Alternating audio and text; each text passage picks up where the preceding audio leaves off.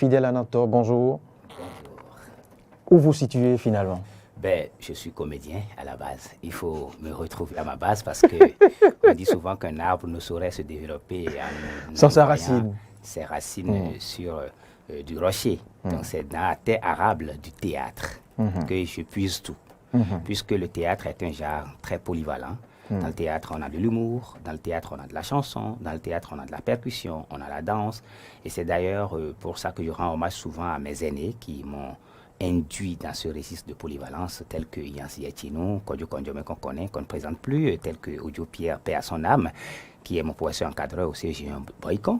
Et c'est là où ma polyvalence a été cuite. Et elle est un peu insolente, je l'avoue, mais bon, c'est pour la bonne cause encore qu'ici, c'est difficile de s'en sortir avec notre métier, qui est donc les arts et la culture. Du coup, cette polyvalence m'a beaucoup aidé. Et comme je suis scientifique et que j'ai une méthodologie, j'ai une scientificité dans la démarche artistique, j'ai pu me frayer un chemin.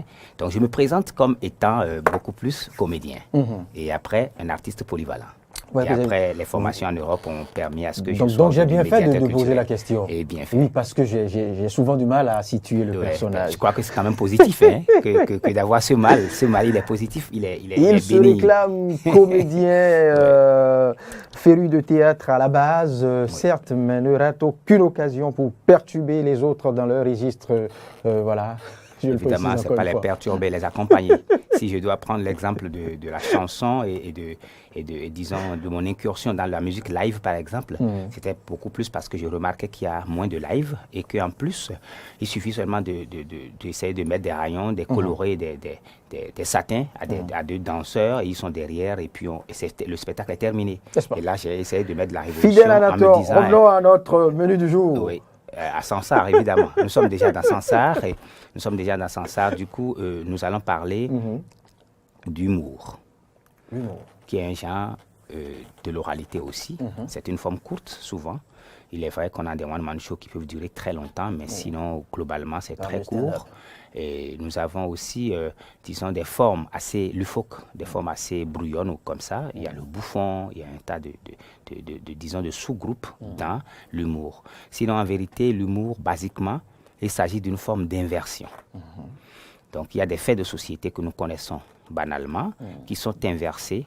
Qu'on tourne en dérision. Voilà, qu'on tourne en dérision, mais pas pour forcément induire le rire. Sinon, quand on parle d'humour, il peut y avoir de l'humour qui va faire réfléchir. Il peut y avoir de l'humour qui va suggérer des choses. Il peut y avoir de l'humour qui va faire rire. Donc, quand on dit humour, pour la plupart du temps, quand on dit humoriste, les gens se disent, OK, lui, il doit faire rire. Mais on peut forcément faire de l'humour par moment, sans que forcément, il y ait le rire. Donc on peut faire de l'humour sans que ça ne fasse rire. L'humour, c'est une manière d'inverser les choses, de tourner les choses, soit pour faire réfléchir, soit pour tourner une situation en dérision, pour passer un message qui peut être assez utile pour la société. Donc l'humour, comme toutes les autres formes artistiques, est donc faite pour, disons, être un miroir où on va essayer de revoir les faits sociaux, mais en les mettant en dérision. Et c'est pour ça que souvent, ça fait rire. Donc l'humour fait souvent rire, mais l'humour n'est pas que du rire. Dans l'humour, on peut avoir d'autres formes. Il y a aussi des formes qui vont jusqu'à la bouffonnerie. Et il y a aussi la forme du clown. Il y a le clownisme. Et ça, le clownisme fonctionne sur la répétition. Je vais dire un exemple.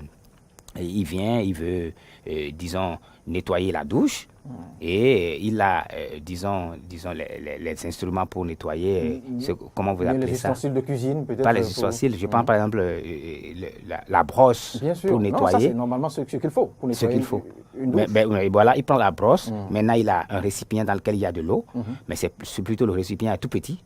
Il n'arrive pas à mettre la brosse dedans. Donc quand il met la brosse, ça tombe. Et il va reprendre le même récipient. Il va y mettre de l'eau, il va mettre du savon, il ramène, il prend le même et il fait et il repart à faire le même truc. Il fait ça à partir de la 5e, 6e, 7e, 10e fois. Mais les gens se mettent à rire. Au départ, ça commence par énerver. Les gens se disent, oh, t'es pas bloqué. Justement. Et puis, à partir d'un moment donné, à partir de 10e, que moi, je suis pas 11e, très accro des clowns et de leurs prestations. Voilà. Oui, ça dit que ça commence par être bête. C'est ça. En fait, c'est dans ce bête que ça donne finalement en étant bête, ça commence par faire rire. Et c'est parce que tu n'as pas souvent la patience d'aller jusqu'au bout. Quand tu vas aller jusqu'au bout, à un moment donné, mais toi, tu dis, merde, mais qu'est-ce qu'il fout? Et ça fait rire. C'est vrai que même le déguisement ne m'emballe pas la plupart du temps. Il y a des gens qui adorent ça. Évidemment, c'est pas de notre, évidemment, c'est pas de notre culture. L'autre manière que nous on a pour faire ça, c'est les gros ventres. Voilà. On a même des trucs où on a des gens qui ont des on gros s'y ventres. retrouve. Et ils mettent des maquillages avec du kaolin, tout ça. C'est cette forme que nous, on connaît beaucoup plus. Et c'est ça, je crois, il y avait les Très Fâchés du Bénin qui faisaient ça. Oui, il y avait une compagnie. Voilà, une compagnie, les Très Fâchés du Bénin qui faisait ça. Il y a aussi un peu le style que Baba Yabo fait et tout, et qui fait rire et tout ça. Donc voilà, c'est cette forme. Et le style populaire des Pipi Wabaro qui marche aussi forcément, qui emballe et qui finit souvent par des chicottes. Ça fait assez rire. Donc, c'est leur marque, c'est vrai. Voilà, cette forme, elle est à considérer au titre des arts de l'oralité. Parce que c'est toujours la parole, mais la parole qui, cette fois-ci, est faite de petites disons, de petits corps, un peu comme de petites séquences, un peu comme la colonne vertébrale. Il y a des petits corps, bout à bout, qui peuvent former un ensemble. Voilà. Et donc, ça, dans l'humour, on appelle ça des vannes.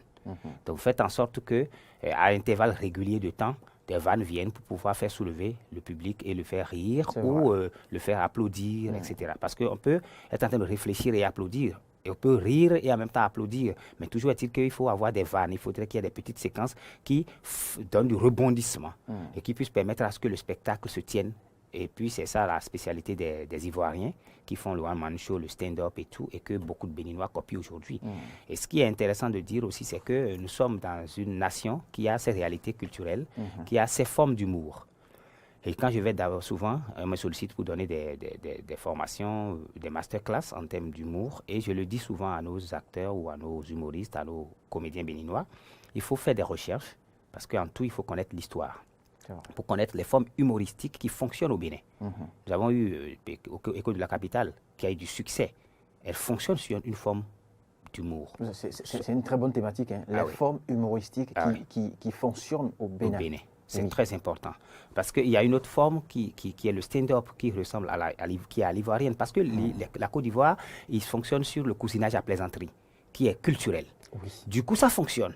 Et ça marche de l'autre côté. Mais ici, on fait un fond cycle. Ce qui se passe aujourd'hui, il y a des spectacles de 10 000, 15 000 et les gens vont, c'est les VIP, une classe spéciale qui y va. Et partant, s'appuyant justement sur cet exemple ivoirien, vous savez, il y a des thématiques que les Ivoiriens ont en commun, où on oppose facilement les ethnies, les bêtises. Et ça fait rire. Qui ne pourront jamais marcher au Bénin. Et si tu fais ça ici, tu vas... C'est de l'humour, certes, mais on vous étiquettera, on vous traitera de tous les noms possibles. Vous pouvez avoir des problèmes. Vous ne pourrez plus jamais jouer dans certaines localités. Tu as très bien compris. Toute votre carrière. C'est là où je voulais en venir. Mais c'est assez admis en Côte d'Ivoire. Donc, il faut faire très attention pour ne pas tomber dans ces erreurs parce que nous avons nos formes qui marchent ici. Il y a souvent, dans un des films de Baza, je crois, ou son propre film, La Dame de Écho de la Capitale, a fait ces formes-là où elle insultait indirectement le Yovo. Voilà. Et le Yovo il dit quoi? Et elle lui explique, mais elle dit carrément autre chose, mais un interprète lui explique, il dit autre chose. C'est ces formes-là de dérision, de d'affaires. Donc nous avons nos formes humoristiques que nous devons essayer de caporaliser, de capitaliser et en faire, disons, un lexique. Nous devons avoir notre lexique humoristique. C'est très important. Tant que le travail de l'humour ne va pas repartir à la base, à l'histoire humoristique du Bénin et à mettre les formes qui sont en jeu, qui sont en vogue, qui peuvent fonctionner et permettre à ce qu'il y ait des écoles d'humour qui, dans leur syllabus, vont mettre en pratique ces formes, les enseigner, avoir des experts de cela, des gens qui l'ont déjà fait, les étudier et avoir de nouveaux qui pratiquent ça, etc., qui avancent et que nous allons calquer sur la forme humoristique ivoirienne. Et il y a du succès. Du succès parce que les gens font des spectacles de 2000, de 5000 et ça remplit, les gens rient. Mais à qui profitent ces spectacles? C'est pour ça que moi, à un moment donné, j'ai semblé avoir boudé l'Institut français. Parce que je joue à l'Institut français, ça fonctionne, tout le monde crie, tout le monde applaudit, mais je dis, mais où sont mes gens? Où sont les Béninois? Où est mon peuple à qui je dois faire des spectacles? Si c'est les gens qui sont capables de payer 2000, 3000 à l'Institut français pour voir mes spectacles, qui sont satisfaits, j'ai échoué. Et j'ai redescendu mon spectacle. C'est ça, j'ai commencé à mettre en VCD pour que les gens puissent goûter à mon spectacle. La poésie du conte que je fais, j'ai ramené à Adjuroué pour revenir à la population des lieux exclus de l'offre culturelle. C'est ça qu'il faut faire. Donc, il faudrait trouver la forme humoristique béninoise qui fonctionne. C'est pour ça que j'adore les Pipi Obaro. C'est pour ça que j'adore Éléphant Mouillé, qui est un très bon comédien, un puissant comédien. Très proche du peuple. Et très proche du peuple. Et ça fonctionne. Quand j'ai fait Ici Maître dans ce pays, ça a fonctionné.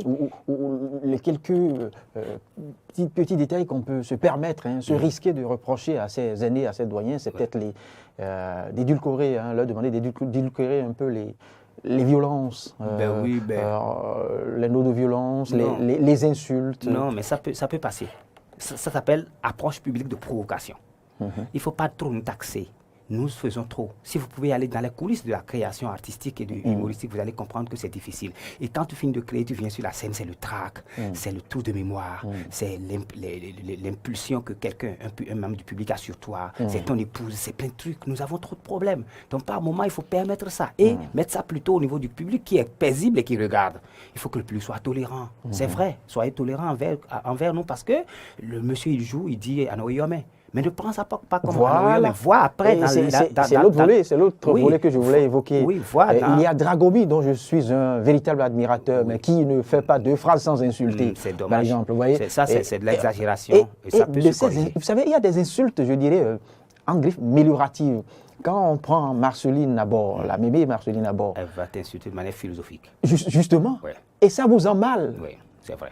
Vous voyez, donc il y a de ces insultes quand même. Qu'il faut contrôler. Voilà, je crois qu'il faut contrôler. Mais je crois que chez Dragomi, c'est une forme voulue, juste pour faire buzz.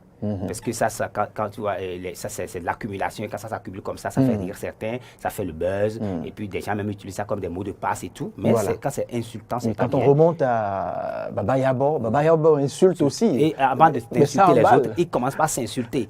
Il s'insulte tellement que quand il va t'insulter, ce serait minime. Mais quand même, tu as consommé ton insulte à toi.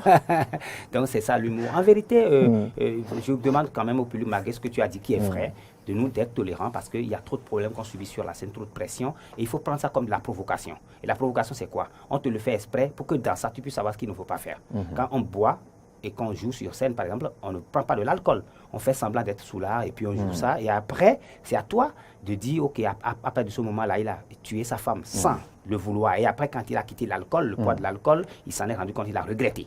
Ça veut dire qu'au moment où il avait tapé sa femme ou tué sa femme, ce n'était pas ce moment qu'il faut considérer, c'est la fin qu'il faut considérer pour Fidèle Anator, vous faites bien de nous inviter dans ce registre. Dans la deuxième partie de votre émission, je dirais lundi prochain, il vous faudra répondre à d'autres questions. D'accord. Oui. Pourquoi vous refusez, vous, les étiquettes quand vous quittez la scène? Et j'en ai connu, Ias Yatienou, qui est suffisamment allergique à ce que j'évoque là.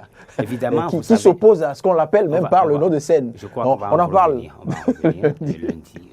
Merci, Fidèle Anator. C'est avec plaisir qu'on en parlera.